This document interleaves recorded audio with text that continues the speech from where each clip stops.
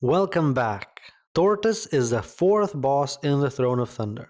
As always, we have a written guide available for this boss which goes into more detail. The link is in the description. You will need 2 tanks for this fight, and as with all Throne of Thunder fights so far, you can complete it with 2 or 3 healers in 10 man and between 5 and 7 in 25 man. This is a single phase fight during which you will fight Tortos, a giant stationary turtle, and 2 types of adds. The core mechanic of the fight is an extremely damaging ability that Tortos regularly casts called Furious Stone Breath, which must be interrupted. The only way to interrupt this is to use the extra action button with which you are provided to kick an add at the boss. We'll talk about Tortos and his abilities first and then look at the adds. Tortos does not move from his location, so a tank must always be within his melee range. If no one is in his melee range, he casts Growing Fury, which essentially reduces the time until his next Furious Stone Breath. In addition to this mechanic, Tortos has 4 other abilities. Firstly, Furious Stone Breath, which deals massive raid-wide damage. Tortos casts it every 45 seconds, unless he gets to cast Growing Fury, in which case he casts it more often, and it must be interrupted each time for your raid to survive. We'll look at how to interrupt this a little bit later. Snapping Bite is a highly damaging attack that Tortos uses against his tank. It is cast every 8 to 10 seconds. To survive, tanks must use minor cooldowns and active mitigation. Copious healing is also recommended. Rockfall causes stalactites to fall from the roof of the cave throughout the fight. These falling rocks deal high damage within 5 yards of the landing location and moderate damage within 20 yards. The locations where they will land are clearly indicated ahead of time, and avoiding them is mandatory. Tortos' final ability is called Quake Stomp, and he casts this regularly.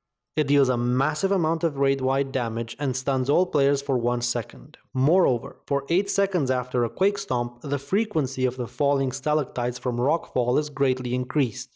Overall, this is something that your raid must survive each time, and it is mainly the job of the healers. Everyone else must make sure not to get hit by Rockfall in the seconds that follow. Now it's time to talk about the adds. Every 60 seconds, Tortos summons 3 adds called World Turtles. These adds cannot be tanked, and all they do is move around the room randomly. They constantly deal damage to players within 5 yards of them, also knocking these players back.